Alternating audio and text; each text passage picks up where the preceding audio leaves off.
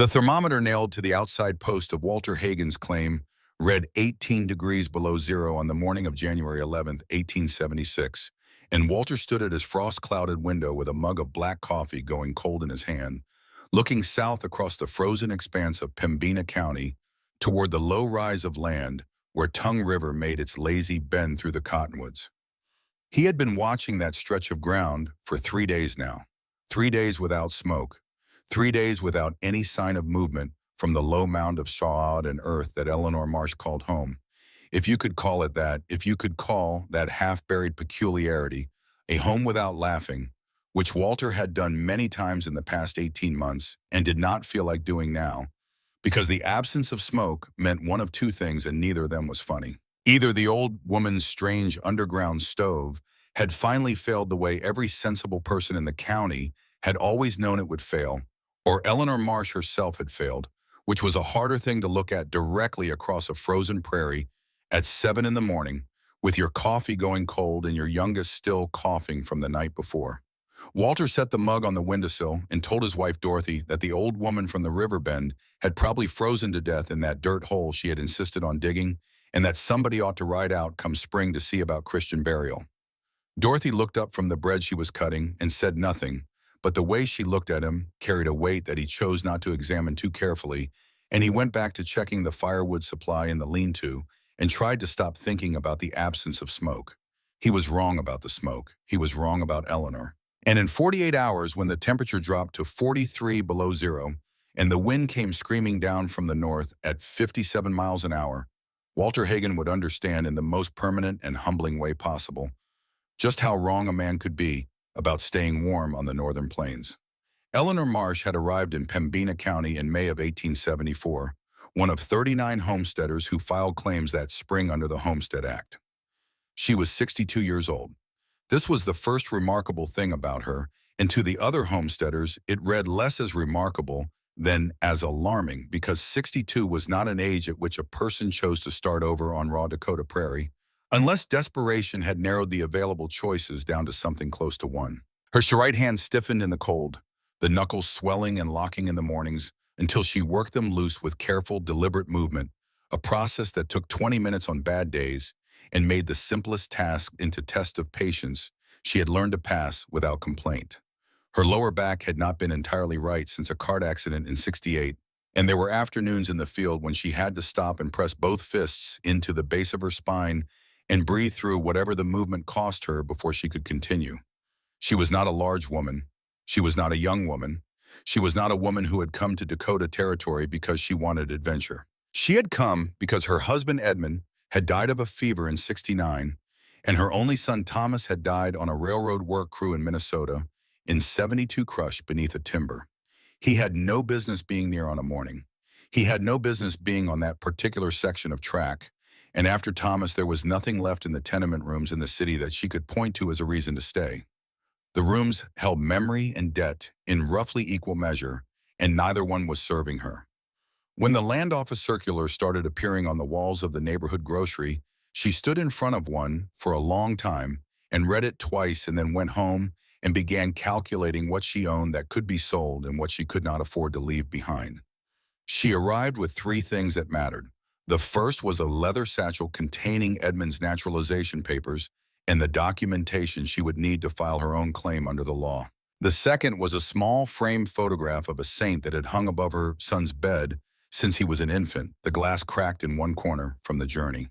The third was a roll of paper she carried in a cardboard tube under her arm, protecting it from the weather with a care that made the other passengers on the train curious enough to ask about it, and she told them it was family documents, which was true in the way that most deflections are true, containing enough of the truth to close the conversation without opening the real one. The roll of paper held a set of drawings her grandfather had made by hand, carefully detailed, annotated in small cramped script, showing a heating system unlike anything built on the American frontier. He had designed it himself, working from principles passed down through his family over generations, refining and adjusting across decades of brutal winters, until he had arrived at something that worked with a consistency that had kept his household warm through weather that killed livestock and cracked stone. The drawing showed a firebox set in one corner of a room, not remarkable in itself, But instead of a chimney rising straight and true toward the sky, the exhaust pathway ran horizontally beneath the floor, through a series of channels cut from flat stone and sealed with clay, snaking back and forth in a pattern that maximized the surface area through which heat could transfer into the surrounding earth before the smoke finally rose through a low vertical shaft and exited just 18 inches above the roofline. The thermal mass created by this arrangement, the tons of earth and clay and stone that absorbed heat slowly and released it even more slowly, meant that a single moderate fire burned in the morning could keep a home warm through the night and into the following day, long after the flames had died entirely. The land office clerk in the county seat laughed when Eleanor unrolled the drawings on his desk and began explaining what she intended to build.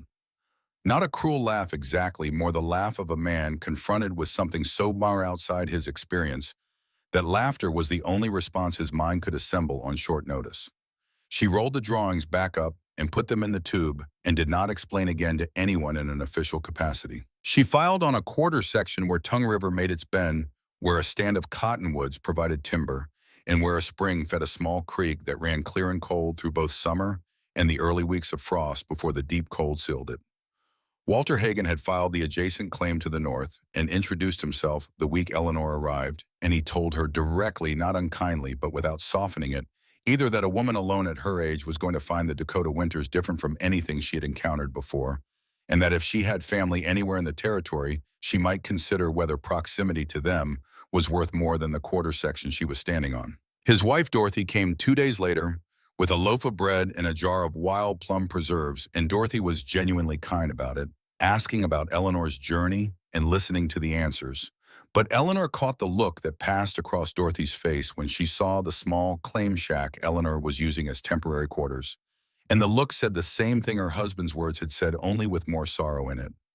Otto Bauer had filed to the east, and he had been a mason and builder in a large Midwestern city for over 40 years before the financial panic of '73 had taken his savings and his contracts and left him at 55 with the choice between the humiliation of working for a man half his age in a trade he had mastered, or the different humiliation of starting from nothing somewhere that did not know him.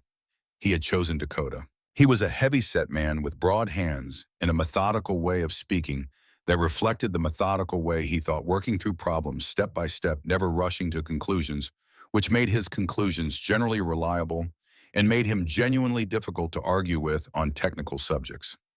He walked Eleanor's claim in June of '74 and looked at the site she had chosen for her home and said nothing for a while, and then asked where she intended to run the chimney. Patrick Callan had filed along the river bottom half a mile to the west and was 43 years old, Irish-born, with a compact, scarred build that reflected 15 years of hard physical labor on railroad construction crews from Ohio to Montana. He had been at Antietam as an 18-year-old and had spent the following decades trying to outrun the particular silence that settled over a man who had seen what he had seen, filling the silence with work and movement and the company of other men who asked no questions about what came before. He was not unkind to Eleanor and not dismissive of her, but he was a practical man who had survived by trusting what he could see and touch and measure. And what he could see about Eleanor's plan was that it contradicted everything he had learned about how heat and smoke behaved.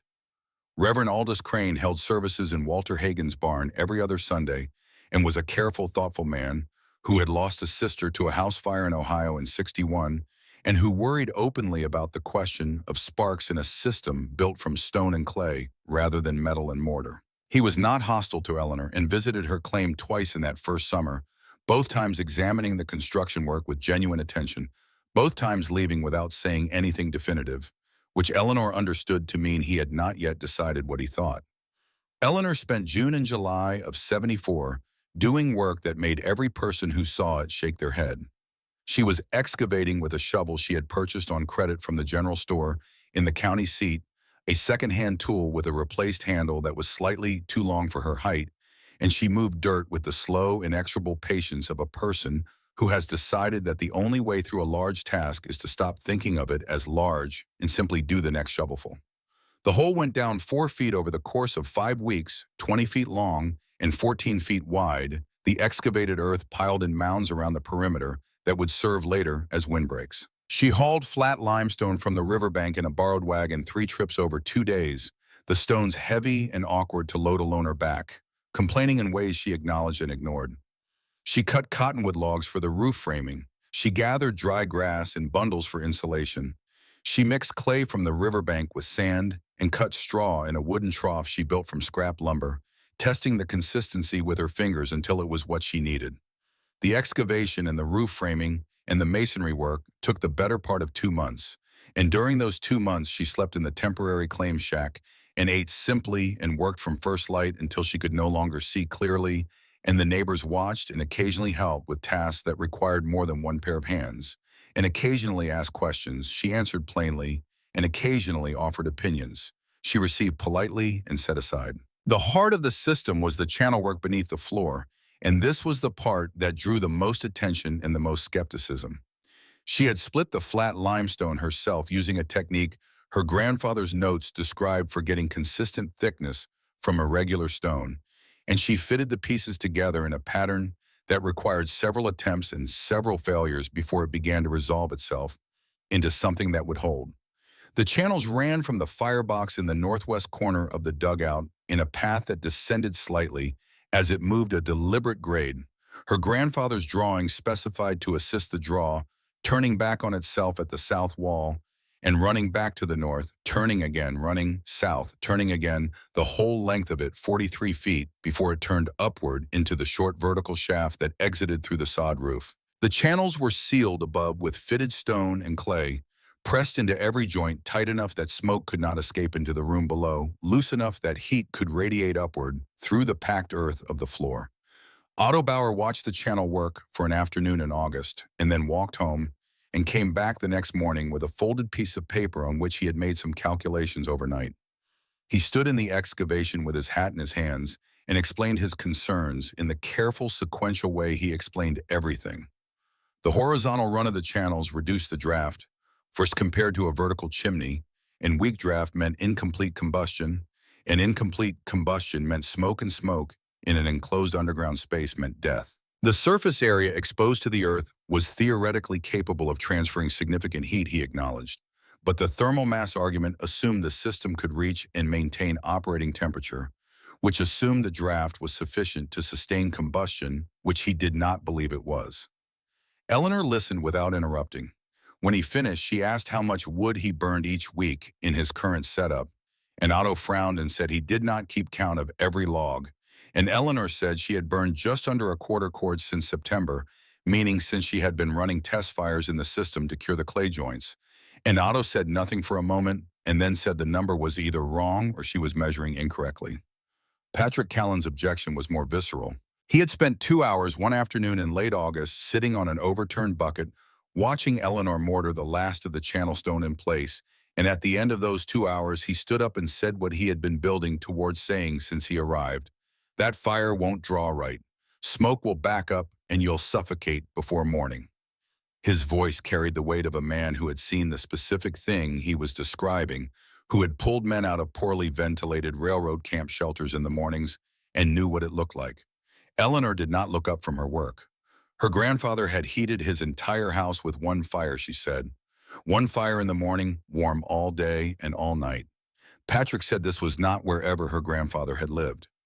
Eleanor agreed. It was colder here, she said. He did not have an answer for that, and he knew it, and he went home frustrated, in the particular way of a man who cannot find the logical flaw in a position he is certain is wrong. The first test fire on September 3rd, 1874, was a failure. This is the part of the story that does not get told cleanly in the version where Eleanor Marsh is a figure of pure vindicated wisdom, and it matters that it happened because what she did after it happened is the actual measure of her. She built the fire, carefully dried cottonwood, split thin, the way her grandfather's notes specified for the initial curing burns, and she lit it and watched the smoke, and within 3 minutes the smoke was not going where it was supposed to go. It curled back from the firebox, low and acrid, filling the dugout from the floor, up in a way that left no ambiguity about what was occurring. She got out through the entry tunnel, coughing, and Patrick Callan was walking past on his way to the river with a bucket, and he saw her emerge, and he stopped and looked at her, and the expression on his face was not triumph, not exactly, but it was the expression of a man whose prediction has just been confirmed, and who was trying to decide whether to say so. She did not give him the chance. She went back into the dugout with a wet cloth over her face and opened the small roof vent she had left for exactly this contingency and waited for the smoke to clear. And while she waited, she unrolled her grandfather's drawings on the floor and read them again from the beginning, slowly including the sections she had read so many times she thought she had them memorized. In the lower right corner of the third sheet in script, smaller than the rest, her grandfather had written a note she had skimmed before without fully absorbing the system, would backdraft on the first several firings until the clay mass reached sufficient temperature to establish consistent thermal gradient through the channels, and the correction was not in the firebox, but in the damper, a partial closure that would create enough back pressure to force the exhaust through the correct pathway until the mass warmed enough to take over the draw on its own. She had built the damper from a piece of sheet iron with a hinge she had traded 2 days of laundry work to obtain, and she adjusted it now by a degree she estimated from the note and lit another fire and stood back. The smoke moved wrong for 30 seconds, and then, as if something had shifted in the balance of pressures inside the earth, it moved right. It pulled through the firebox and disappeared into the channel system and did not come back. Within an hour, the floor was warm beneath her feet. Within 3 hours, the temperature in the dugout had climbed to 72 degrees Fahrenheit, and she checked the thermometer twice because she did not entirely trust the first reading, and then she let the fire die down to coals and left it there and went to sleep. She woke 10 hours later to a temperature of 68 degrees inside the dugout. The last flame had gone out sometime in the night. Outside, it was 49 degrees. She lay on her cot in the dark for a moment before getting up, feeling the warmth radiating from the floor beneath her. And she thought about her grandfather and his house during the winters of his life, the winters that had driven the livestock into the shelter of the barns and frozen the wells solid and killed the unprepared with a consistency that shaped everything about how a person built and planted and stored and planned. He had learned this from his own grandfather, who had learned it from his each generation, refining and passing forward a solution to the most persistent problem of human existence in cold climates. And somewhere in that chain of transmission, the knowledge had crossed an ocean in a cardboard tube under Eleanor Marsh's arm and arrived in Pembina County, Dakota Territory, where a land office clerk had laughed at it. She allowed herself a single quiet moment of something that was not exactly satisfaction, more a settling, a sense of things being where they were supposed to be, and then she got up and started the morning's work. Otto Bauer came back in October. He came alone in the afternoon, and he brought his transit level and a folding rule and spent 40 minutes examining the channel system from the cleanout ports Eleanor had built into the end walls, measuring draft angles with a precision she found both impressive and faintly comic. He moved through the dugout with the focused silence of a man conducting a genuine investigation rather than confirming a prior judgment, and Eleanor made coffee and left him to it. When he had finished, he sat down at her small table and accepted the coffee and looked at it for a moment. She had been burning approximately a quarter cord per week since September, Eleanor told him. Not per day, per week. Otto was quiet for a moment that stretched. He said she might be measuring wrong. She kept a tally on a piece of paper nailed to the wall by the wood stack, she told him, and showed him. He looked at it for a long time without speaking. His objection now was not that the system did not work, but that he did not yet understand why it worked, which was a different and more honest position. The draft should be insufficient based on everything he knew about the physics of combustion and chimney geometry.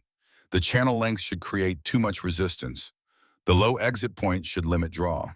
And yet here were the numbers in Eleanor's careful handwriting recording temperatures and fuel consumption across 6 weeks of autumn firing that contradicted his model in ways he could not immediately explain.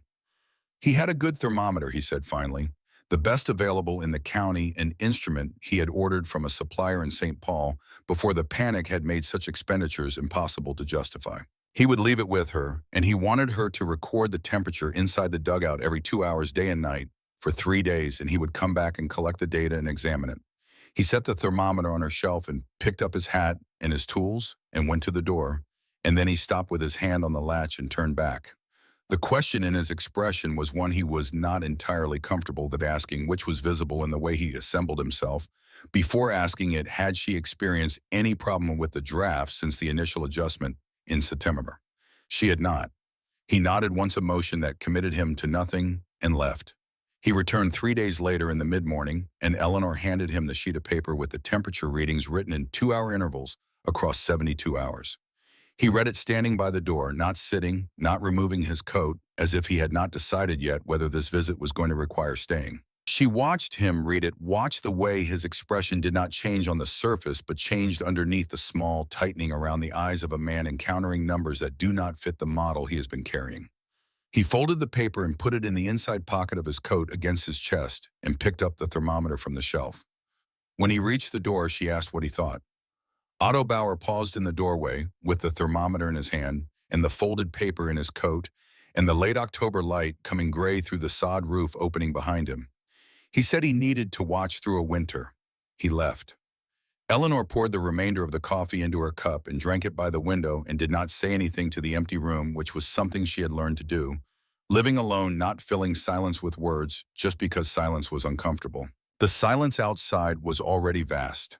The prairie flat and gray-brown, under the first light frost, the sky colorless at the horizon and deepening to a pale cold blue overhead. She had 43 feet of stone channel under her feet, holding the heat of the morning's fire, and the floor beneath her chair was warm, and the thermometer on the shelf read 69 degrees. Winter came to Pembina County in November of '74 with the blunt indifference of a force that does not require your cooperation. The temperature dropped through December to levels that made the November cold seem retrospectively mild, and the county settled into the particular suspended state of a northern winter, everything reduced to the essential question of heat and fuel and how long the one would last against the other. Walter Hagen had laid in what he believed was a sufficient supply of split oak and cottonwood stacked in the lean-to north of his cabin, and he burned through it with the confidence of a man who trusts his own calculations, feeding the fireplace in a pattern he had established over 3 winters on the claim, and the cabin stayed warm and his family was comfortable, and he did not think about Eleanor Marsh's fuel consumption, except when he passed her claim and noticed with a slight unsettled feeling he could not entirely account for that her smoke was thin and infrequent in ways that did not correspond to how much heat he imagined the dugout required. By Christmas, Walter had burned 7 cords. He had calculated for 9 through March and felt the arithmetic was sound. Eleanor had burned slightly under half a cord. She had not advertised this. She had not posted the numbers on a fence or brought them up at Sunday services in Walter's barn. She answered honestly when people asked how the system was working, and when people did not ask, she did not volunteer. Reverend Crane asked in December, sitting in the dugout for his second pastoral visit, his fingers wrapped around a cup of coffee, and he looked at the thermometer and looked at the small fire in the corner and asked in a careful voice if she was certain the temperature was accurate. She said she was. He asked about the fuel supply, and she showed him the wood stack in the entry tunnel, and he was quiet for a moment and then said it seemed very little. She said it was. The Reverend worried she knew about the invisible risks. He had seen fire kill people he loved, and he had a tendency to locate danger in systems that departed from convention, which was not unreasonable given his experience. He asked about carbon monoxide, about the possibility of combustion gases escaping through cracks in the channel joints during the night, and Eleanor showed him the clean-out ports in the clay mortar and explained the principle of the damper adjustment, and he listened carefully and left without being entirely satisfied, which she accepted. Satisfaction was not something she could give him. The system either worked or it did not, and it had been working for 4 months, and that was the only argument she had and the only argument she needed. Otto Bauer came back in January, unannounced on a Tuesday morning when the temperature was 12 below. He knocked on the door of the entry tunnel and came down the 4 steps into the main room and stood for a moment in the warmth and looked at the thermometer, which read 71 degrees, and at the fire in the corner, which was small and steady, and at the wood stack, which was significantly smaller than his own, which he knew because he had just measured his own that morning. He sat down at the small table and accepted coffee and took the folded paper out of his coat pocket, the same paper Eleanor had given him in October, and spread it on the table and looked at it for a while. He had been wrong about the draft, he said. The grade of the channels and the specific geometry of the exit shaft created a convective effect he had not accounted for in his initial analysis, and combined with the thermal mass in the surrounding earth, the system established a self-sustaining draw that was less powerful than a conventional vertical chimney, but sufficient for the combustion rate the design required. He had worked through the physics over the past 2 months, and the numbers reconciled. He asked if he could look at the clean-out ports again. She showed him. He examined them with his transit level and his folding rule, and made notes in a small leather notebook he carried in his breast pocket. He measured the height of the exit shaft above the roofline and noted it down. He pressed his palm flat against the floor in 3 different locations and held it there, feeling the temperature differential between spots directly above the channels and spots between them. He sat back down at the table and looked at his notes and said he thought the efficiency was somewhere in the range of 3 to 4 times what a conventional chimney stove produced based on the temperature readings relative to fuel consumption, though without controlled comparison conditions the number was approximate. Eleanor said she did not need it to be precise. She needed it to be warm. Otto Bauer looked at her across the table with an expression that was working towards something not there yet, the expression of a man in the middle of a long recalculation that was not purely technical. He put his notebook away and stood and picked up his hat and said he would come back in the spring when the frost was out, and he wanted to look at the clay joint work from the outside of the exit shaft. He went up the entry tunnel steps and out into the 12 below morning, and Eleanor listened to his footsteps crunch away across the frozen ground, and then she added 2 small pieces of cottonwood to the fire and adjusted the damper by a fraction and went back to the mending she had been doing before he arrived. The winter of 74 to 75 passed. Eleanor Marsh passed through it. Her neighbors passed through it, burning wood at rates that made the arithmetic tight by February and March, cutting it close enough that Walter Hagen broke up a wooden crate he had been saving for other purposes in mid-February just to have a margin of comfort he would not otherwise have had. The cold was severe but not catastrophic. Nothing that crossed the line from hardship into emergency. And when spring came, everyone who had filed claims in 74 was still alive and still on their land and inclined to view the winter as confirmation that their existing approach was fundamentally sound. Eleanor spent the summer of 75 checking her clay joints and repointing 2 sections of channel work that had developed minor cracks through the freeze-thaw of the first winter, a maintenance procedure her grandfather's notes had anticipated and described. She dug a proper cold storage pit beneath the northeast corner of the dugout, lining it with flat stone where she would keep potatoes and root vegetables through the winter. She traded 3 weeks of work at the Hagen place during harvest for a modest portion of their crop, because her own first-year planting had been limited by the time the construction consumed, and because the exchange was practical on both sides. Dorothy Hagen paid her in grain and preserved goods and a small wheel of hard cheese, and Eleanor noted these in her account book and considered herself ahead of where she had expected to be at 18 months. She put up hay. She collected deadfall from the cottonwood stand along the river. She twisted dried grass into fuel bundles, the way she had read about in a pamphlet someone had left at the general store, a technique for supplementing wood that the county's treeless sections had made common. She gathered dried buffalo chips from the low ground south of the river, working 2 mornings a week through August and September, stacking them in the dry storage of the entry tunnel, where they would remain usable through the winter. By the end of October 1875, Eleanor Marsh had laid in more winter fuel pound for pound relative to the heat her system required than any other homesteader on the River Bend. She had done this quietly without announcing it because she was not performing a demonstration.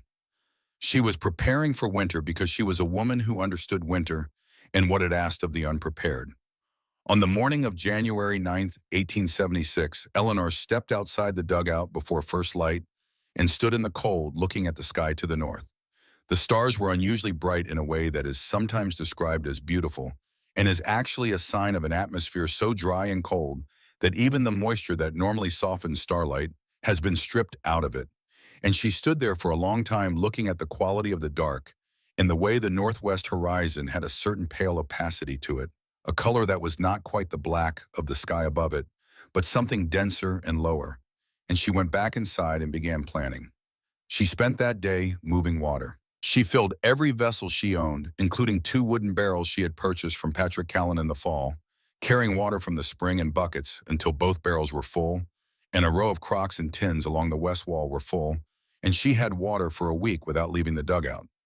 She brought firewood in from the outdoor stack and packed it into the entry tunnel until the passage was narrowed to single-file stacking it floor to ceiling on both sides. She checked the food stores with the attention of a woman taking inventory before a siege: 43 pounds of potatoes in the coal pit, 27 pounds of salt pork hanging from the roof timbers, 6 pounds of cornmeal in the sealed tin, dried beans, dried peas, the cheese from Dorothy Hagen. She filled the lamp reservoir with oil and put a spare container of oil where she could find it in the dark. Walter Hagen watched her through the afternoon, moving back and forth between the spring and the dugout with her buckets, and he walked over to the fence line between their claims and called out that she was acting like the world was ending. It was just winter. Eleanor set the water buckets down and looked at him across the distance. She said he should check his barometer. His expression shifted slightly. At that, the confidence in it not disappearing, but developing a small uncertainty at the edge. And he turned and went back to his cabin, and Eleanor picked up her buckets and continued. The barometer in Patrick Callan's cabin had been falling for 18 consecutive hours. When Eleanor finished her preparations that evening and set her final fire of the day, a careful arrangement of dry cottonwood that she fed slowly through the early evening until the thermal mass beneath her floor had absorbed all it could take, and then she let it settle to coals and turned down the lamp and listened to the silence outside, which was the silence of a prairie holding its breath. She was 62 years old. Her hand was stiff. Her back ached at the place it had always ached. She had 43 feet of heated stone beneath her floor and a dugout so well insulated that the temperature outside could drop 20 degrees without her knowing it from inside. She had water for a week and food for 3 and fuel beyond what she expected to need. She had her grandfather's drawings in their cardboard tube on the shelf above the bed, the paper soft from handling the annotations in his small, careful script, as legible as the day he had written them. She was ready in a way her neighbors were not, and she knew it, and the knowledge carried no pleasure. It carried only the weight of what was coming, which was considerable, and which she was the only person within 300 yards who had adequately prepared for.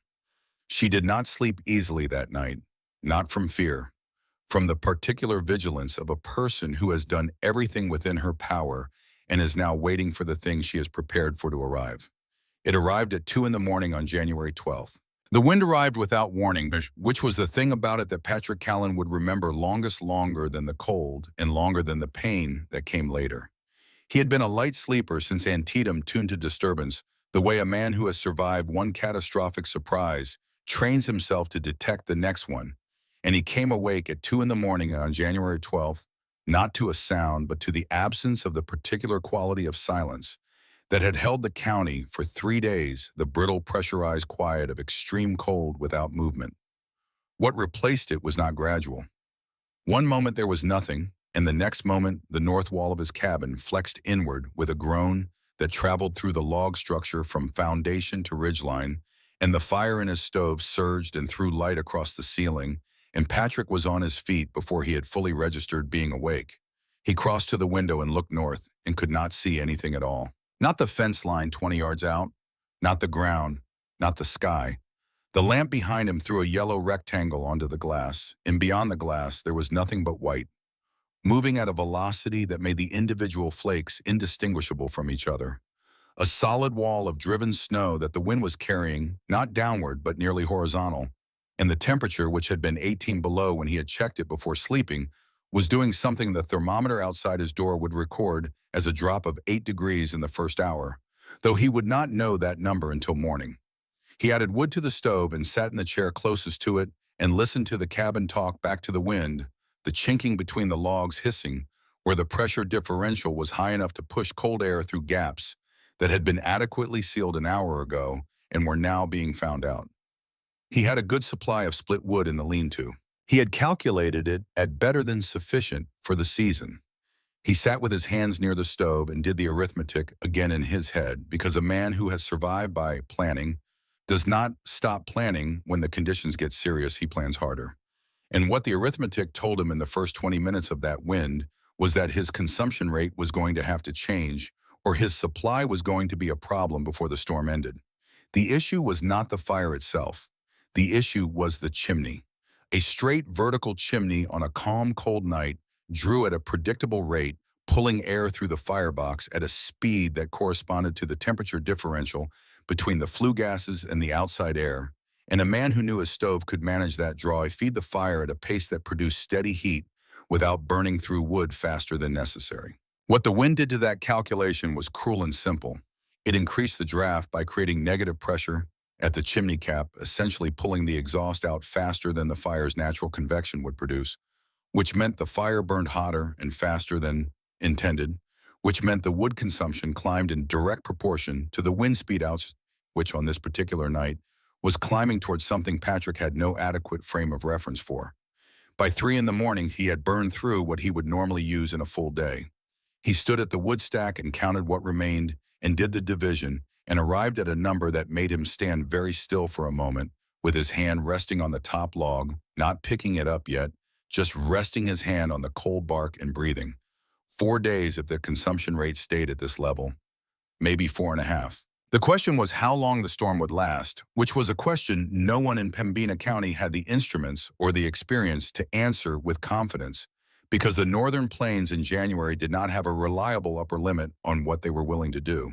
He fed the fire what it needed and went back to his chair and thought about Eleanor Marsh and her 43 feet of horizontal channel and her 18-inch exhaust shaft and the number she had written in her account book that Otto Bauer had argued was wrong. 300 yards to the north in the log cabin that Walter Hagen had built with legitimate skill and genuine effort over the summer of '73, the situation had moved past inconvenient and was working toward dangerous with a speed that Walter found difficult to accept because he had been confident for so long about so many of the decisions that had led him here.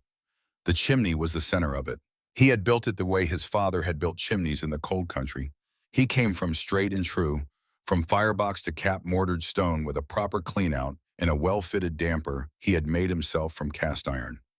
It had worked through 2 full winters without a significant problem. It had worked through November and December of this winter without a problem. And now in the first hour of the wind, it had become the mechanism by which the storm was trying to kill his family. The physics were simple and unforgiving. The wind came over the roof at speed and created a low-pressure zone at the chimney cap, and that zone pulled the flue gases upward faster than the fire could produce them, which first made the fire burn with an intensity that consumed wood at 3 times the normal rate. And then when a particularly violent gust crossed the cap at exactly the wrong angle, reversed the draft entirely, and drove a column of smoke and ash back down through the chimney and into the cabin in a dense choking cloud that sent Dorothy to the back wall with the children gathered against her and sent Walter to the damper with his eyes streaming. He closed the damper. The smoke cleared slowly the cabin's interior, gray and sharp-smelling, for 20 minutes while they coughed it out. When it cleared, he opened the damper a fraction and tried to nurse the fire back from coals, and for 6 minutes it drew correctly and produced heat. And then another gust came down and he closed the damper again and watched the temperature on the indoor thermometer drop a degree and then another. He tried 4 times. Each attempt followed the same arc, a period of correct draw that lasted between 4 and 12 minutes, a reversal that filled the lower 2 feet of the cabin with smoke, a retreat to the damper. The 4th time he closed it, he did not immediately try again. He stood with his hand on the damper handle and did the mathematics of the situation, which were different from Patrick's mathematics, but equally unsparing. No fire meant a temperature that would drop to ambient within hours. The cabin's log walls and chinking were built to retain heat that was being generated not to generate it themselves, and without a fire source, the inside temperature would track toward the outside temperature at a rate determined by the insulation value of the walls, which was meaningful but not infinite.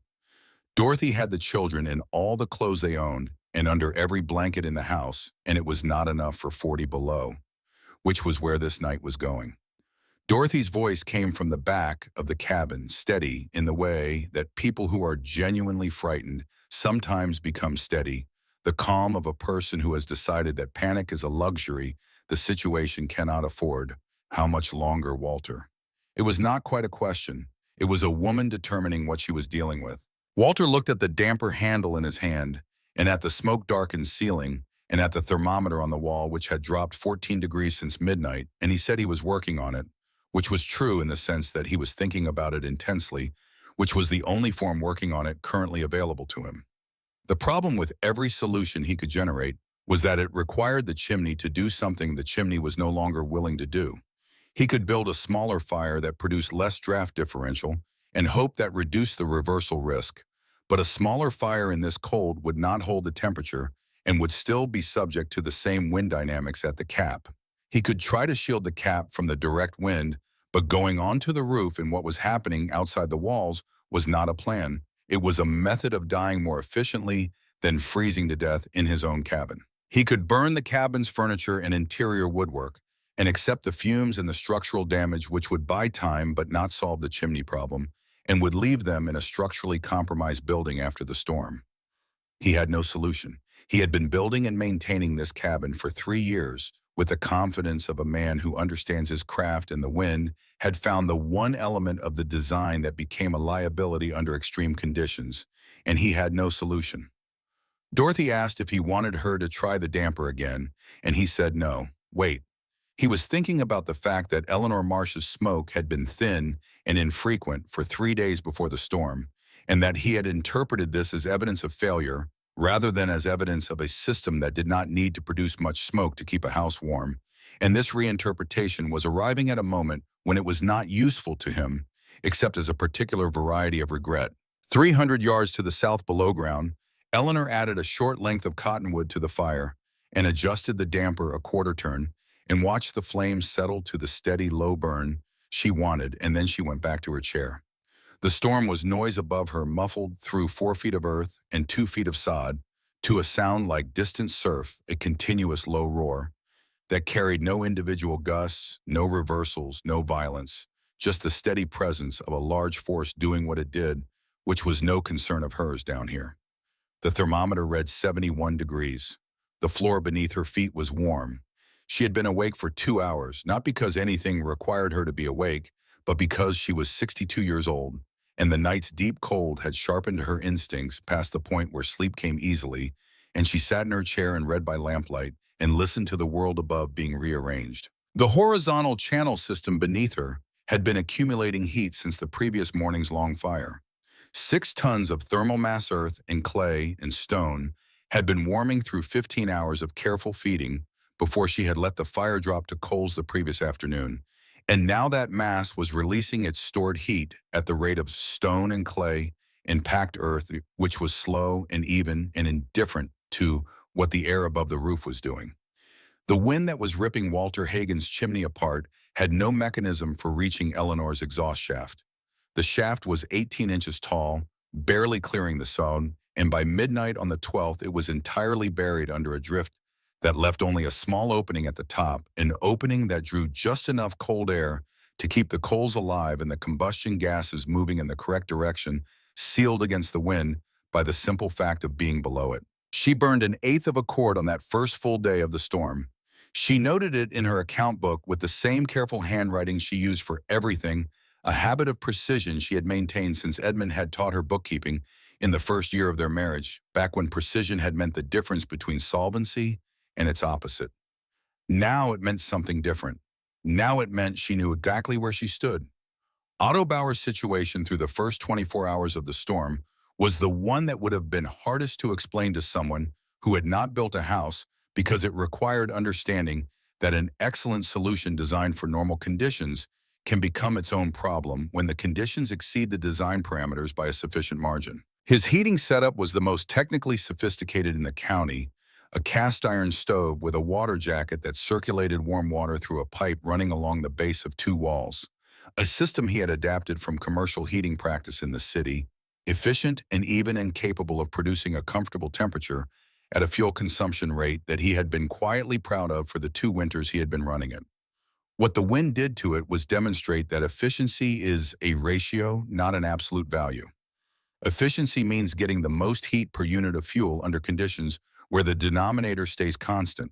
When the wind increased the denominator by pulling heat out of the flue at 3 times the normal rate, the efficiency ratio stayed roughly the same, but the fuel consumption number grew accordingly, and the comfortable and sustainable burn rate Otto had established over 2 winters became a rate at which he was consuming a full cord of wood every 18 hours, while the interior temperature climbed no higher than 52 degrees.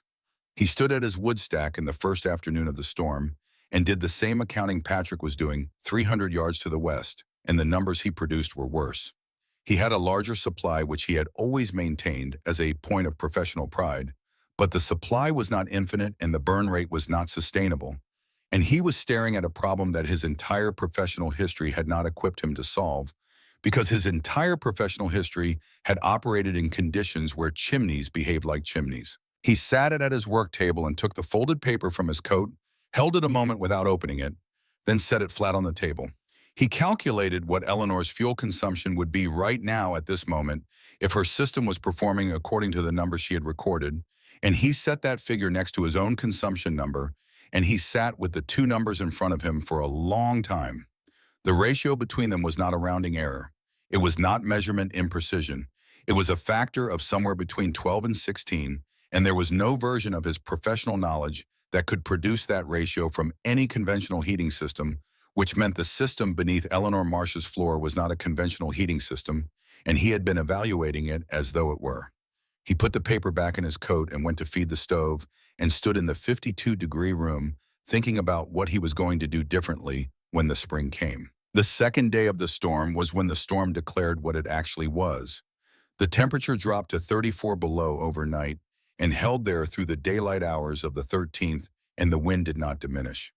The drifting had buried Walter Hagen's cabin to the eaves on the north and west faces and had covered Patrick Callan's door entirely, and Patrick had spent 40 minutes in the morning digging out through the east window to clear the approach to his woodstack, a necessary task he accomplished with the grim efficiency of a man performing triage, doing only what kept him alive and nothing else.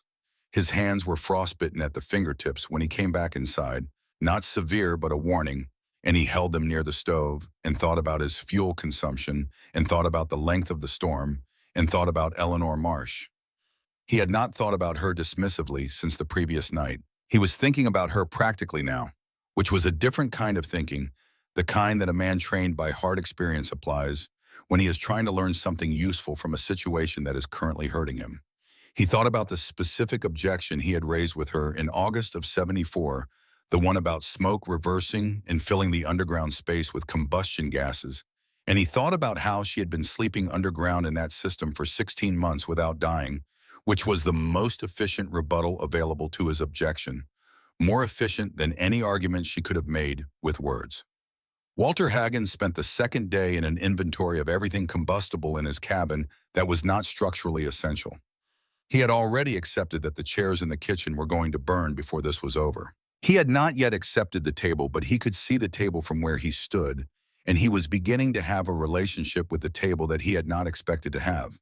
Dorothy had moved the children into the bedroom and piled everything soft onto the two beds, and she was managing the situation with a competence that Walter found both reassuring and at a level he would not have articulated aloud shaming, because her competence in a crisis he should have anticipated felt like a commentary on his own failure to anticipate it.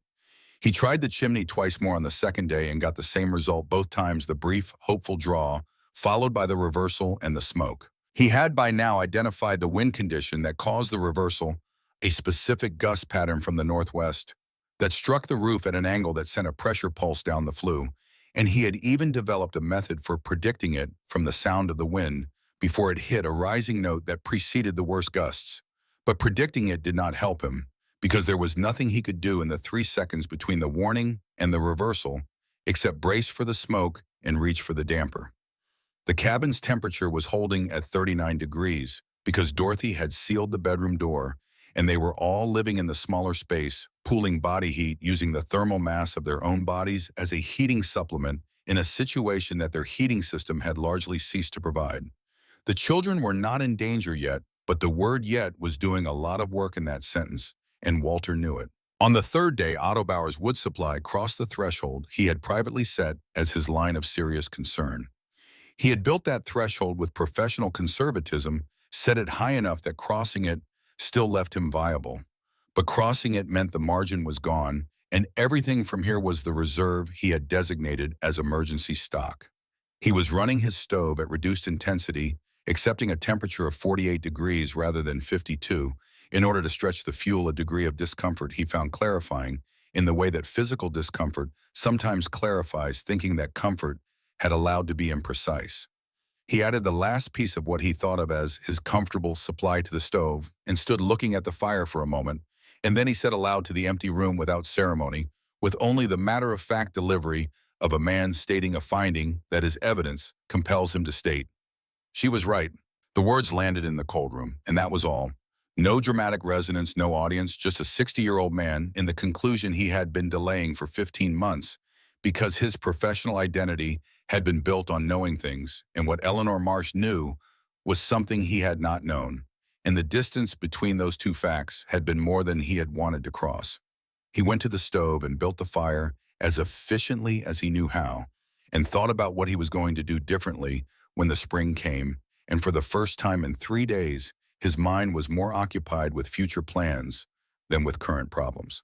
The third night was when Walter Hagen made the decision that he would describe differently depending on who asked him about it in the years afterward. He would tell some people it was a calculated risk. He would tell others it was desperation. He would never tell anyone the full truth, which was that it was the decision of a man who had run out of better options and could not sit still while his children's toes went cold, and his wife's face held that particular set of stillness that was worse than crying because it meant she had accepted the situation and was managing it, and he was not. He had 100 feet of rope. He knew this precisely because he had bought it in April and used sections of it across the summer for various purposes and measured the remainder in October, and it was approximately 100 feet now. He tied one end around his waist with the knot he trusted for load-bearing work, and tied the other end to the door handle, which was forged iron set in a structural timber adequate for the purpose. He put on everything he owned in the way of outer clothing, and he looked at Dorothy once, and she looked back at him, and she did not say, "Don't go," because she understood why he was going, and because they were past the point where the risks of going and not going were easy to rank. The door opened inward, and the wind hit him before he cleared the threshold, a pressure across his whole front that required a forward lean just to stay upright, and the cold was a different order of experience than the cold he had been living in inside the cabin. The cabin's inadequate 39 degrees suddenly revealed as a luxury by comparison with what the wind delivered at this temperature, which was not merely cold air, but cold air moving at a speed that stripped heat from exposed skin in seconds, that found the gaps in his coat collar and his boot lacings and his glove cuffs with the methodical efficiency of something that had all the time it needed. He moved forward with his hands on the rope behind him, counting steps. The visibility was nothing. He could see the glow of his own cabin's one unshuttered window for the first several steps, a faint yellow smear in the white, and then that was gone, and there was only the white and the rope and his feet finding the ground. He was heading north toward the fence line between his claim and the road, intending to use the fence posts as a guide to navigate east toward Otto's cabin, and he counted his steps to maintain a rough sense of distance. At 47 steps, he stopped. He had lost the fence line. He had been watching for the first post, and it had not appeared, and now he was not certain which direction he was facing because the wind had shifted with a gust that had turned him slightly, and he had corrected, and now his sense of orientation was working from a reference point that might have drifted from north by 10 degrees or by 60 degrees, and in this visibility, there was no way to know. He stood still and tried to reconstruct his heading from the wind direction, and the wind was not consistent enough to use as a compass. He was 47 steps from his door. He might be 47 steps from his door in the wrong direction, which made the calculation of how far he was from Otto's cabin effectively meaningless. He turned back and pulled himself hand over hand along the rope, feeling it in both fists, not trusting his feet on the ground that wanted to slope him sideways in directions he could not verify, just following the line of the rope, through the white that was everything, and the wind that was trying to make him into one of those railroad camp stories. The rope went taut 3 times when gusts hit him at angles that staggered him sideways, and 3 times he held on and corrected and kept moving, and then his hand hit the door, and he found the latch, and he was inside. Dorothy was standing at the threshold of the bedroom door. He pulled the outer door shut and stood leaning against it with the rope still around his waist, and he could feel from the cold he had brought in with him how much heat was leaving the cabin through his clothes and through the door seal and through every gap in every log. And he looked at his hands and saw that 3 fingers on the left and 2 on the right were white to the second knuckle, which was not good, and his face had a quality of numbness that was also not good, and he pulled the rope off his waist and began working his hands near the stove. Dorothy crossed the room and stood beside him without speaking, and he found that he could not look directly at her face because her face had a quality of relief in it that he had not earned, and that clarified for him more precisely than the 47 steps in the white had done exactly how exposed his family's position was. He said he had not reached the fence. She said she knew. He said he was going to think of something else, and she said, "She's still down there in her hole, Walter. You know she is." She was not being cruel. She was being accurate, which was the same as kind in this situation. And Walter stood at the stove with his face throbbing back to pain and his whitened fingers beginning to burn, and he accepted the accuracy of what his wife had said. The fourth night descended to 43 below zero and held. The wind had been continuous for 76 hours at a sustained speed that had not dropped below 40 miles per hour, and on the fourth night, it did not ease. Patrick Callan had burned his kitchen table at 2 in the morning when the calculation became final and irreversible, had carried it to the stove in 3 pieces and fed it in with the concentration of a man performing a task that has no reversal, and the table burned well-dry wood that had been inside through 2 winters, and it kept his room at a temperature that was cold but not lethal, which was the only metric he was applying now. The 3 toes on his left foot had been numb since the second day, a deep, persistent numbness that did not respond to warming, and that he was not thinking about with full attention, because full attention to it would produce a conclusion he was not ready to reach. Walter burned the kitchen chairs in the fourth night and held the temperature in the bedroom at 36 degrees by sealing the door and running everyone's body heat in a space that was barely large enough for the 5 of them. Dorothy held the youngest against her chest and did not sleep. Walter sat in the corner with the remaining wood stacked within arm's reach, so he did not have to cross the cold floor to feed the small fire he had going in the bedroom stove. A secondary unit he had almost not built, a decision from 3 years ago that had seemed like an unnecessary expense, and was now the difference between 36 degrees and something lower. He sat in the corner with the axe across his knees, not for protection, for the simple reason that if he fell asleep and the fire dropped, he needed to be able to split the chair legs without waking up fully and losing the warmth he had generated by sleeping, a practical precaution that said everything about where the arithmetic of this storm had brought him. At 3 in the morning on the fourth night, with the temperature outside at 43 below and the wind running at 52 miles per hour and his youngest shivering under 3 quilts, despite being held against his wife's body, Walter Hagen looked at the axe in his hands and thought with a clarity that desperation sometimes produces. If afternoon comes and the wind is still running, I will try the rope again. He did not attach conditions to this. He did not tell himself he would try when it was safer, because his understanding of safer had been permanently recalibrated in the previous 48 hours.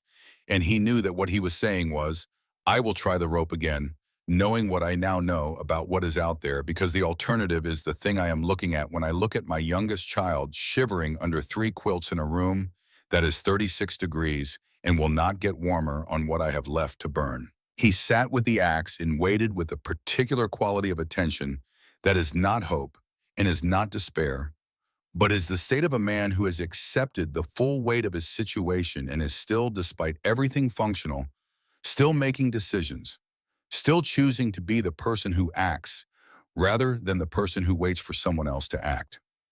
It was not a comfortable state. It was not a state he would have chosen. It was the state he was in, and he sat in it through the long remainder of the night while the wind ran and the temperature held, and the county of Pembina lay under a darkness that had no interest in any of them. Below ground, 300 yards south, Eleanor Marsh slept. She slept at 68 degrees on a floor that was warm to the touch, with her coat hanging on the peg by the door where she put it at bedtime, not in a pile on her body, just hanging on the peg, the way a coat hangs when a person lives in a warm house. She had burned a careful fire that morning and let it settle in the afternoon, and the thermal mass beneath her had been releasing heat since, slowly, steadily, the way stone and clay and earth release heat, without drama, without fluctuation, without any acknowledgement that the world above the sod roof was doing what it was doing. Her fuel supply was at 7/8 of what she had come into the storm with. Her water barrels were full. Her food stores were intact.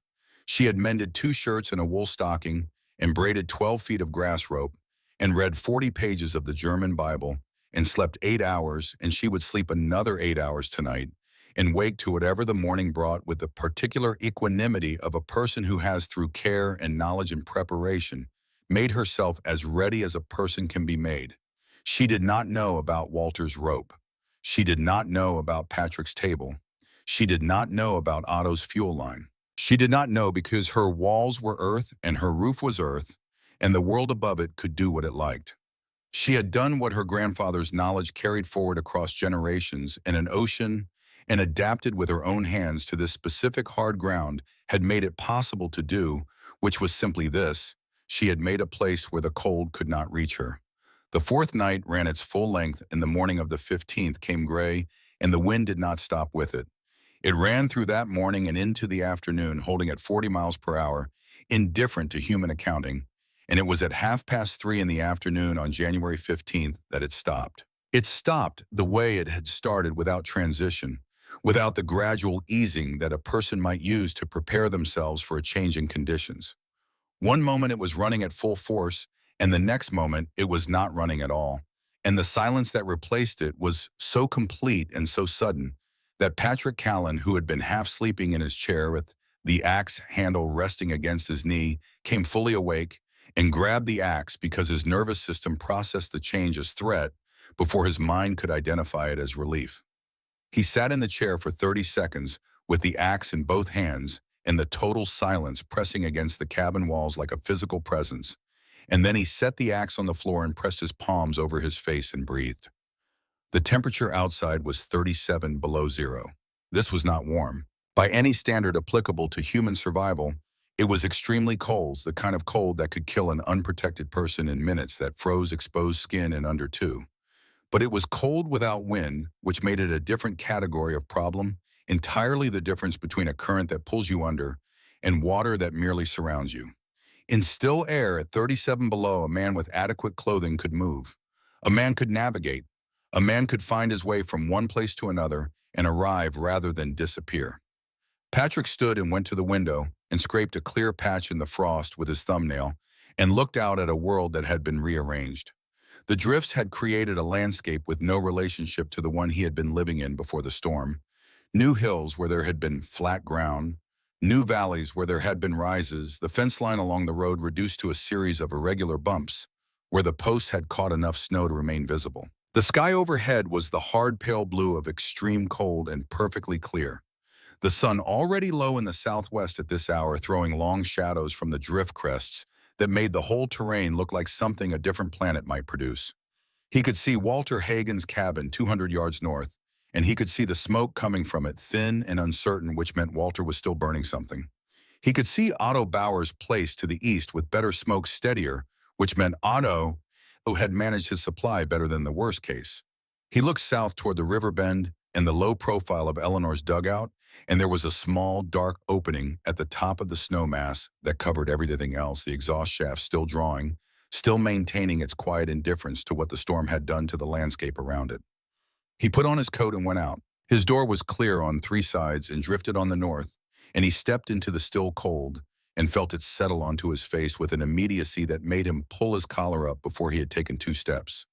The snow was crusted hard from the wind's compression, and he walked on top of it rather than through it, which would have been waist-deep in the drifts, and he moved carefully because the crust varied in thickness and broke through in places to drop him knee-deep without warning.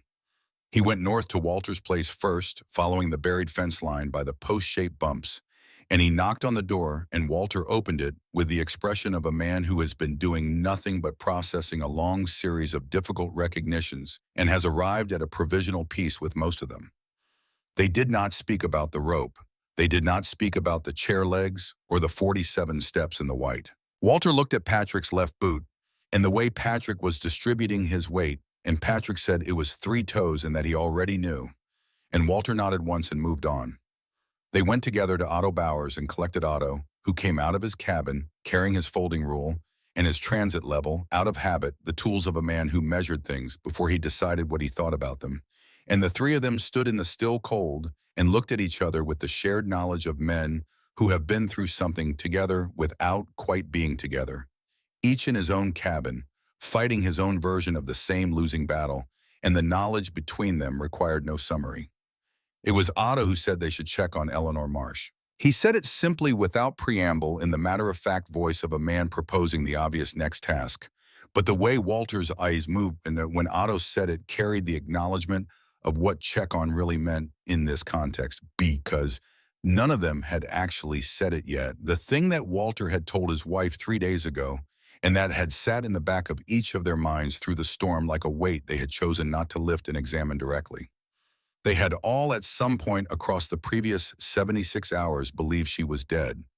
They had believed it with the quiet certainty of people who have enough experience with hard winters to know what the outcome looks like when a person is inadequately prepared. And Eleanor Marsh in her underground hole, with her backward chimney and her thin smoke, had looked like inadequate preparation from the moment she had arrived. Reverend Train was at Walter's place when they returned to collect him, having walked from his own claim a quarter-mile east with the news that he had survived and the unspoken inquiry about everyone else, and Dorothy Hagen had given him hot coffee, and he was standing at the table with it when the three men came back through the door.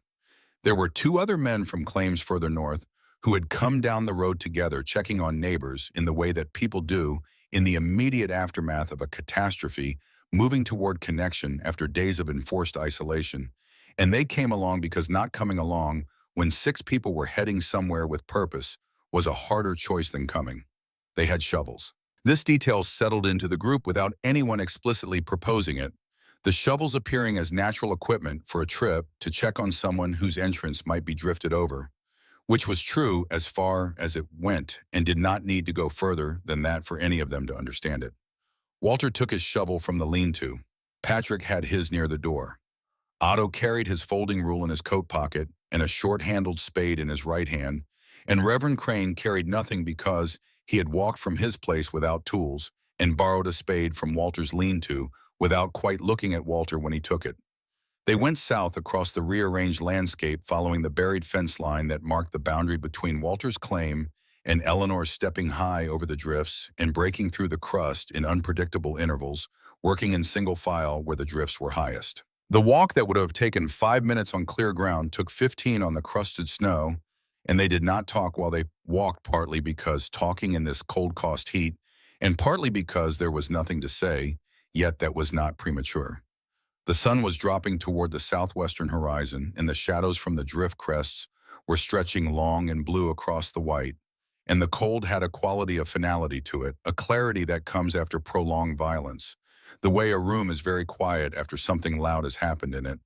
They found Eleanor's dugout by the exhaust shaft, the 18-inch pipe barely clearing the snow surface, a thin line of smoke rising from it in the still air, vertical and untroubled. The entry mound was a smooth drift that covered the door completely, a curved white wall 8 feet high at its peak, and they began digging without discussion, Walter and Patrick working the shovels, while the others cleared the thrown snow away from the work area. The drift was hard-packed and heavy, and it took 20 minutes to reach the entry tunnel door, a plank door set in a frame Eleanor had built into the slope of the mound, and when they had cleared a workable space in front of it, Walter straightened and looked at the door for a moment before knocking. He knocked twice with his gloved fist, a solid knock against the planking, and the sound of it went down the entry tunnel and came back to them, changed warmer at its edges. And then there were footsteps. Actual footsteps, the sound of someone's feet on a floor moving toward the door from inside.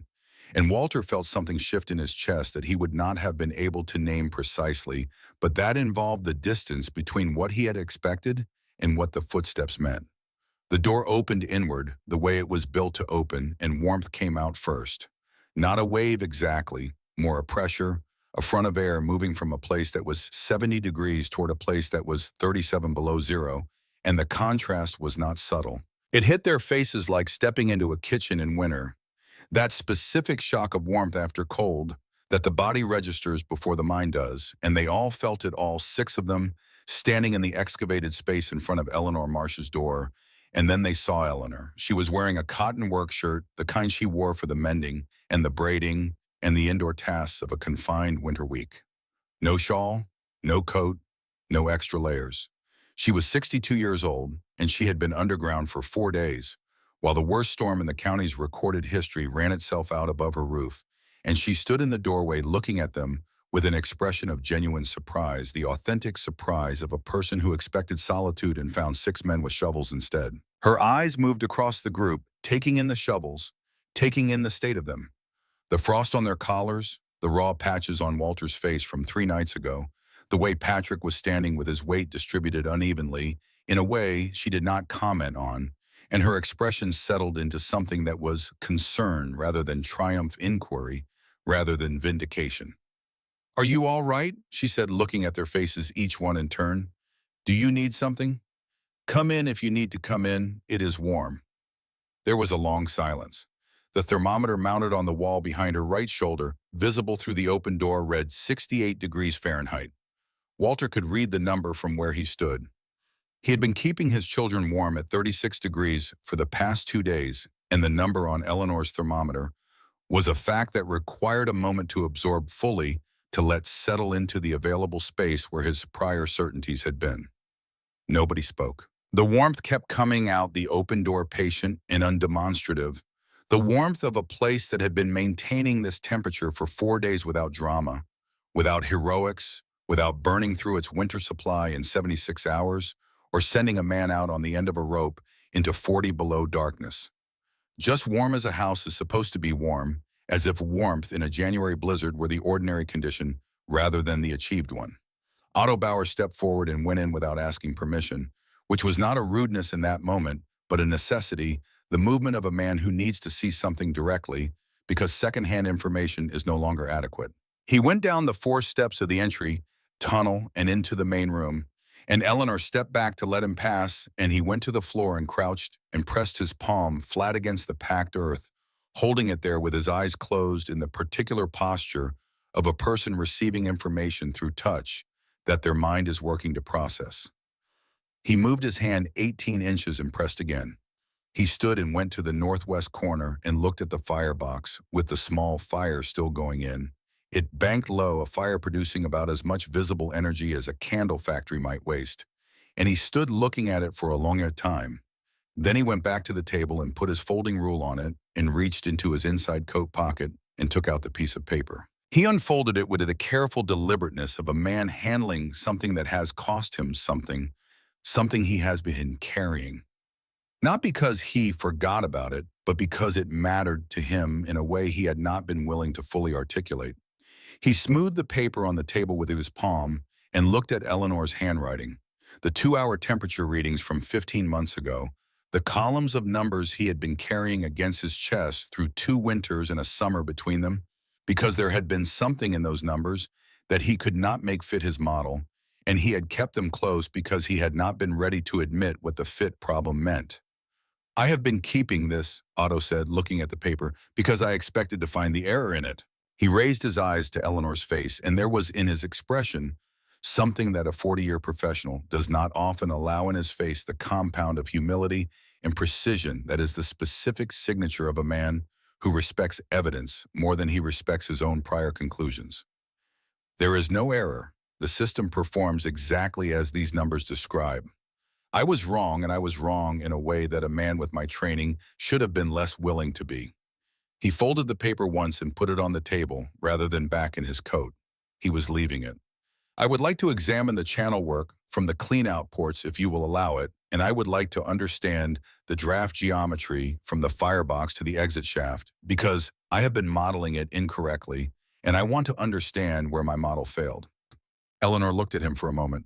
This large, careful man who had argued with her in her own excavation 18 months ago, with his folding rule and his transit level, and his 40 years of professional knowledge, who had taken her temperature log and put it in his coat and kept it through all that time and brought it out now in her warm room with 6 inches of packed earth under his feet, conducting heat from 43 feet of channel into the room around him. She said he was welcome to examine whatever he needed to examine. Walter Hagen was the last one through the door. He came down the entry tunnel steps and stood at the bottom with his hat in his hands and looked at the room and at the thermometer and at the small fire in the corner, and then he looked at Eleanor, and the look he gave her had the particular quality of a man who has arrived at an understanding through a process that cost him something real. He did not say the words that were simplest and most obvious. The acknowledgement that sat in the room between them, unavoidable as the warmth itself, because saying them felt insufficient for what he meant, and he was not a man who liked to say insufficient things. What he said instead was, "I should like to bring my family here tomorrow if it would not trouble you, and I should like to sit and have you explain to me how this works, from the beginning. I have been listening wrong before, and I would like to try listening right." Eleanor said that would be fine. She said Dorothy and the children were welcome, and that there was room, and that she would make coffee. Patrick Callan sat down in the chair nearest the door, the one Eleanor kept there for visitors, and he did not remove his left boot. He knew what he would find, and he preferred to let the knowing settle in gradually, in degrees the way the warm floor was working its way up through his boot leather, into the numbness that had taken up residence in 3 of his toes sometime on the second day of the storm, and had not left. He knew because he had felt this before in the camps in the winters on the high passes of the northern roads, and he knew the difference between numbness that came back and numbness that had already made its decision. He sat in the chair and felt the warmth of the room on his face, and looked at the low, steady fire in Eleanor's corner, and thought about the 2 hours he had spent on an overturned bucket in August of '74, watching her mortar the last of the channel stone, and about the things he had said that afternoon with the confidence of a man whose experience was his authority. And he thought, there is a kind of knowing that protects a man from knowing better. And I wore mine for 18 months while this woman built the truth 6 feet from where I was sitting. He did not say this aloud. Some recognitions belong to the person who reaches them. Reverend Crane sat in the entry tunnel on the 3rd step from the bottom, because the main room had reached its comfortable human capacity, and he sat there with the warmth from inside on his back and the cold from the tunnel entrance on his face, and held his borrowed spade across his knees, and thought about his sister in Ohio, and about the house fire that had taken her, and about the fear he had carried since then of any heating system that deviated from the conventional. He had been wrong about Eleanor's system in the specific way that grief makes people wrong, superimposing the shape of one danger onto the silhouette of something different, because the outline looked similar enough to trigger the old alarm. He sat on the step and listened to the warmth working in the room behind him, and he said a quiet, private thing that was not quite a prayer and not quite an apology, but contained elements of both. The doctor in the county seat took Patrick's left foot in both hands on January 23rd and examined the 3 toes and told him what he already knew, and Patrick received the information with the equanimity of a man who has had worse news delivered in worse places by people less qualified to help him afterward. He kept the foot. He lost the toes. He walked with a limp for the remainder of his life, a specific catch in his left stride that he accommodated without complaint, and that people who knew him stopped noticing within a month.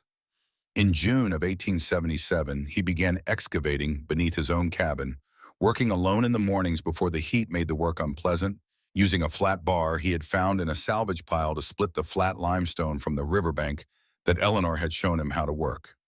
He came to Eleanor 6 times that spring and summer with questions. She answered all of them sitting at her small table with the drawings unrolled and a cup of coffee pointing to the specific notation or the specific dimension he was asking about, explaining the reasoning behind each choice in the geometry of the channels in terms she had worked out for herself through 2 winters of operation.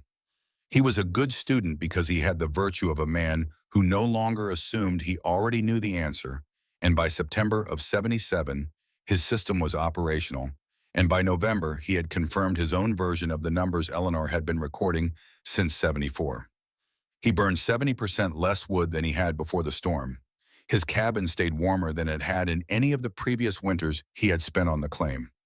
Otto Bauer did not rebuild his own heating system that summer because what he was doing that summer was more consequential than his own cabin. He came to Eleanor in February, 3 weeks after the storm, and spent 4 days with the drawings asking questions at a level of technical specificity that required Eleanor to reach back through her grandfather's notes and her own operational experience for answers she had not had occasion to articulate before. He brought his notebook and his precision and the particular quality of attention that a master craftsman brings to a problem he intends to solve completely, and by the end of the 4 days, he had produced something that Eleanor's grandfather had never had occasion to make a version of the design written in the technical language of American construction, with materials specified in terms available at any building supply in the territory, with dimensions given in the standard measurements used in county building records, with notes on the variations that different foundation types would require, and the minimum thermal mass necessary for sustained overnight heat retention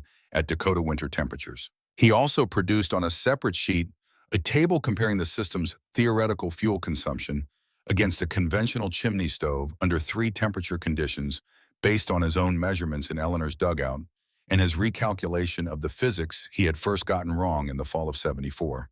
He had corrected his draft model based on the convective dynamics of the specific channel geometry, and the corrected model matched Eleanor's recorded performance data to within 4%, which satisfied his professional standard for a first principles prediction. He did not ask Eleanor's permission before making copies. He made 12 copies of the full set of drawings and the technical notes, and he gave them without charge to every builder and carpenter he knew in 3 counties, and he told each one directly that the system was not his design, that it belonged to Eleanor Marsh on the Riverbend claim in Pembina County, and that if they wanted to understand the principles further, they should go and speak with her. Several of them did. Eleanor answered their questions at the table with the drawings and a cup of coffee, because the knowledge was not a thing to be guarded or rationed, but a thing to be used, which was what knowledge was for. By the winter of '77 to '78, 14 homes in Pembina County had been built or retrofitted with variations of the system. By 1880, the number was 43, and the variations had expanded to include brick channel work in areas where flat limestone was not available, and combined configurations that borrowed elements from German heating stove traditions, where local builders had that background, and simplified versions for smaller dugouts, where the full channel length was not achievable. They all shared the same operating principle. They all demonstrated the same fundamental advantage. More heat from less fuel held longer through the night and into the morning through storms that conventional systems could not survive. She proved up on her homestead claim in the spring of 1879, completing the 5 years of residency and cultivation requirements that the law specified, and she went to the county seat on a Thursday morning in April with her documentation in the leather satchel and sat across the desk from the clerk who had laughed at her drawings in 1874. He had aged 5 years and grown a substantial mustache and had been through 1 very bad winter and 2 moderately difficult ones since that morning, and he looked at her documentation and looked at her and looked at the documentation again and signed the title transfer without a word. She thanked him and put the title in the satchel and walked out into the April morning and stood on the board sidewalk for a moment, looking up the street at the buildings and the horse and the men moving between them, and she thought about Edmund and about Thomas and about her grandfather with his drawings and his winters, and then she went to the hardware store and bought the replacement damper fitting she had been deferring since February. The house she built above ground in 1882 was the project of 3 summers done properly, with hired help for the framing and the roofwork, a 2-room structure with a sleeping room and a main room and a proper front door that faced south, because facing south mattered for winter light. The heating system beneath the floors was her own design now, not hers grandfather's. Not the modified version she had been running in the dugout, but a 3rd iteration that incorporated everything she had learned across 8 winters of operation. The refinements in damper geometry, the optimal channel cross-section for the specific limestone available from the Tongue riverbed, the clean-out port placement that made the annual maintenance accessible without requiring a man on his back in a narrow crawl space. She ran channels beneath both the main room and the sleeping room and fired the system to a consistent interior temperature of 68 degrees at a fuel consumption of 1/4 quart per week through the Dakota winter, heating a space 3 times the size of the old dugout at less than half the fuel per square foot. She kept the dugout. She used it for cold storage through the summers, the spring house function that the Earth's ambient temperature provided without any mechanism more complex than leaving things in the ground. And she used it as a summer kitchen during the harvest months when cooking heat in the main house was unwelcome. The same principle that had kept her warm through 4 days of 43 below now kept her vegetables cool through August. She had learned to think of the earth not as a substrate to be overcome, but as a partner with its own properties, its own memory, its own patience, that exceeded anything she could bring to the arrangement. By 1885, there were 17 women who had filed homestead claims within 10 miles of Eleanor's, and 12 of them had built some variation of the heating system. 3 had come to her specifically because they heard she had survived the blizzard of '76 alone in a dugout, and they had come not with technical questions, but with a prior question. The question that precedes all the technical ones: can it be done?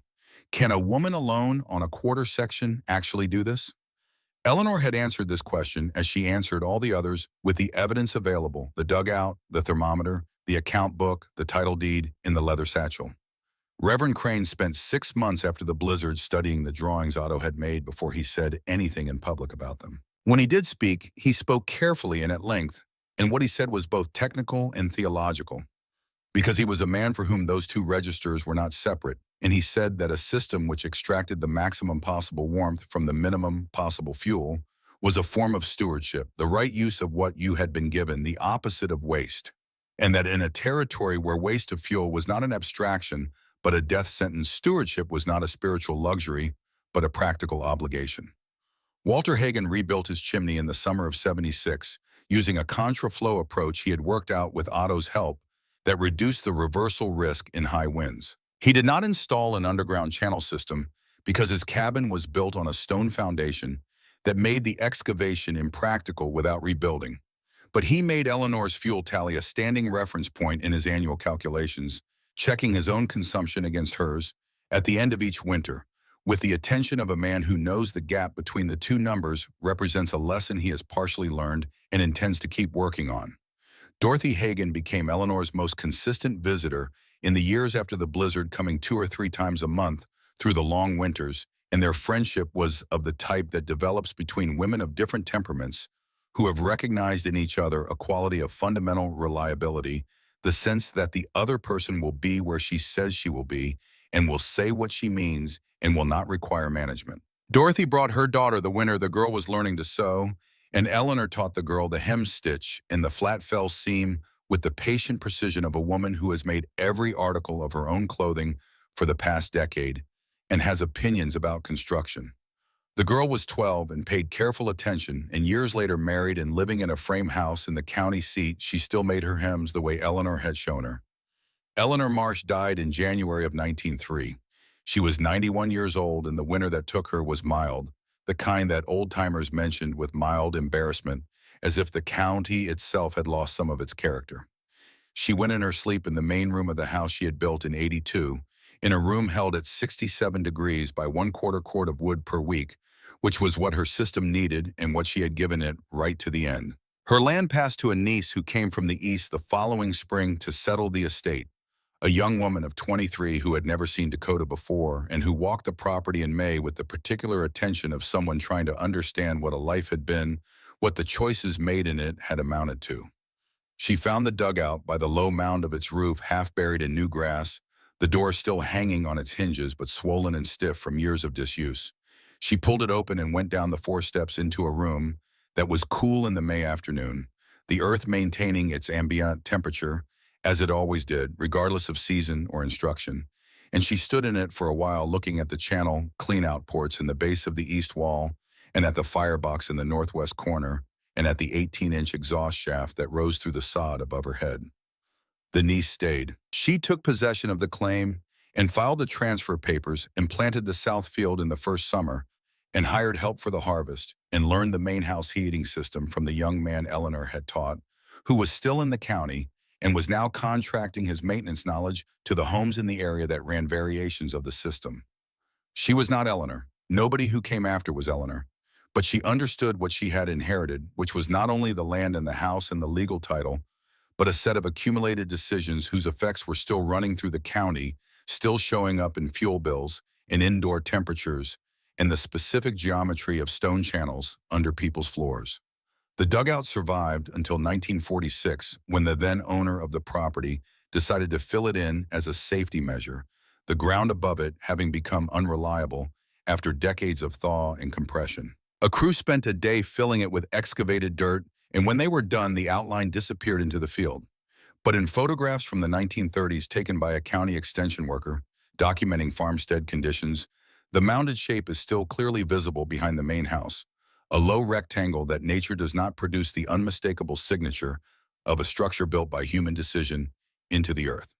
If you know what you are looking at, if you know that on a specific January in 1876, 6 men came across frozen ground toward that mound with shovels expecting to dig, and instead stood in the cold with warmth on their faces, and a 62-year-old woman in a cotton work shirt asking them if they needed anything, then the mound is the most consequential thing in the frame. Otto Bauer spent the next decade as the most effective advocate for thermal mass heating in 3 counties, not because he had changed his professional convictions, But because the storm had updated the data on which those convictions were based, and a man who respects evidence follows his evidence when it leads somewhere he did not expect. Patrick Callan walked with a limp for the rest of his life, and every step of it was a reminder of what he had known with such certainty and what that certainty had cost him. And the reminder made him a better student of the things he did not yet know, which is perhaps the most useful thing a costly mistake can produce. Walter Hagen lived on the adjacent claim for another 22 years after the blizzard. He did not talk about the rope often. He talked about Eleanor Marsh more than that in the specific context that the story required, which was the context of someone asking why so many homes in that part of the county had underfloor heating systems when the county had not been known for such things before. And he answered this question the way he had learned to answer it plainly, with the name attached with the date attached with the temperature on the thermometer and the number of cords, and the fact of the 6 men in the shovels and the woman in the cotton work shirt who had asked if they needed anything. He always said her name clearly when he told it. He had been wrong about enough things in that story that getting her name right was the minimum he could offer.